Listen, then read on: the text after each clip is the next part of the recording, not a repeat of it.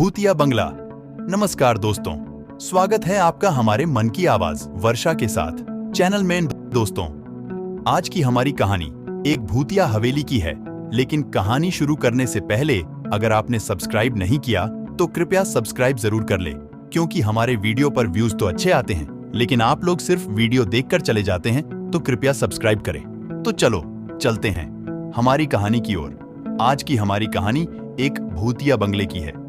सोनाली सुबह उठकर चाय पी रही थी, तभी फोन की घंटी बजी। उसने फोन उठाया और वह एकदम हैरान सी हो गई। फोन के दूसरे तरफ कोई इंसान था।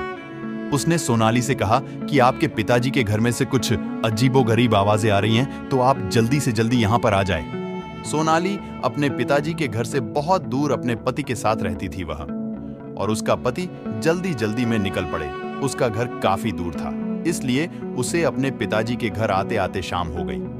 उसने जब वहां पर देखा तो उसके पिताजी के घर के बाहर बहुत से पुलिस वाले खड़े थे, लेकिन पता नहीं क्यों अंदर जाने के लिए कोई तैयार ही नहीं हो रहा था, और कोई उसे भी अंदर नहीं जाने दे रहा था।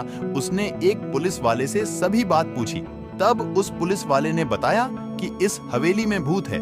यह बात सुनकर सोनाली बहुत चिढ़ गई। उसने पूरी बात पूछी। तब पुलिस ने कहा कि कुछ साल पहले, लगभग 50 साल पहले, इस हवेली में एक लड़के ने खुदकुशी कर ली थी, और उसके बाद उसके कई परिवार वालों की भी बहुत दर्दनाक तरीके से मौत हो गई। फिर एक तांत्रिक को बुलाकर उसकी आत्मा को एक रूम में कैद किया गया। लेकिन हाल ही में तुम्हारे पिताजी ने यह बंगला खरीदा, इसीलिए उन्हें शायद इस बात की जानकारी नहीं होगी। घर को कलर करना था, इसीलिए उन्होंने शायद वह दरवाजा भी खोल दिया और उस भूत को आजाद कर दिया। उस लड़के की आत्मा बहुत शक्तिशाली है। यह सब बातें सुन सोनाली बहुत चिढ़ गई और वह उन सबको धकेल अंदर जाने लगी। अंदर जाते ही वह चौंक गई, क्योंकि उसके पिताजी ने खुद के पेट में छुरा मारकर खुदकुशी कर ली थी। वह उन्हें देख दंग रह गई, सुन पड़ गई। उसे कुछ भी समझ नहीं आ रहा था। सोनाली का पति जो उसके साथ में आया था, वह उसको कहीं भी दिखाई नहीं दे रहा था। उसका नाम सुरेंद्र था। वह सुरेंद्र को खोजने लगी। उसे एक अजीब सी आवाज सुनाई दी। वह उस आवाज के पीछे चली गई। जब वह आवाज खत्म हो गई, तब तक वह सुरेंद्र के पास पहुंच गई, लेकिन देर हो गई थी।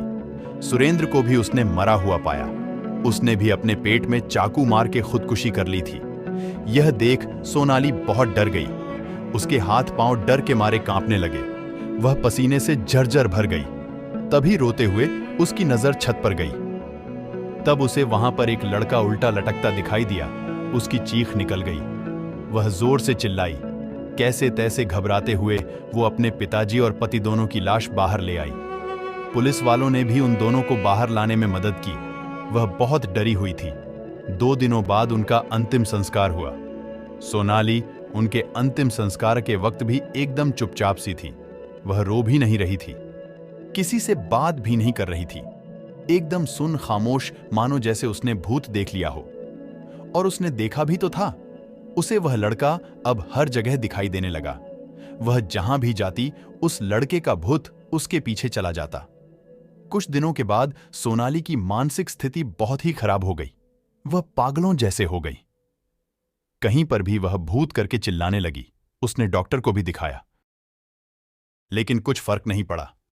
एक दिन उसके पिताजी के पड़ोसी ने देखा कि सोनाली उसके पिताजी के घर में गई, और 10 मिनट बाद उसके जोर से चिखने की आवाज आई। पड़ोसी ने तुरंत पुलिस को फोन कर उन्हें बुलाया। इस बार पुलिस वालों ने भी एक तांत्रिक को साथ लेकर उस हवेली में प्रवेश किया, लेकिन तब तक बहुत देर हो चुकी थी। अब तो सोनाली भी मर चुकी थी। उसकी मौत भी उसी चाकू से हुई थी। तांत्रिक ने उस लड़के के भूत को तंत्र मंत्र से उस हवेली में कैद कर दिया, और वह हवेली हमेशा हमेशा के लिए बंद कर दी गई। लेकिन शायद वो हवेली अगर पहले ही बंद की जाती तो कुछ लोगों की जानें तो बच पाती। कहानी सुनने के लिए धन्यवाद। आपके सुझाव हमारे लिए काफी महत्वपूर्ण हैं, तो कृपया अपने सुझाव जरूर दें।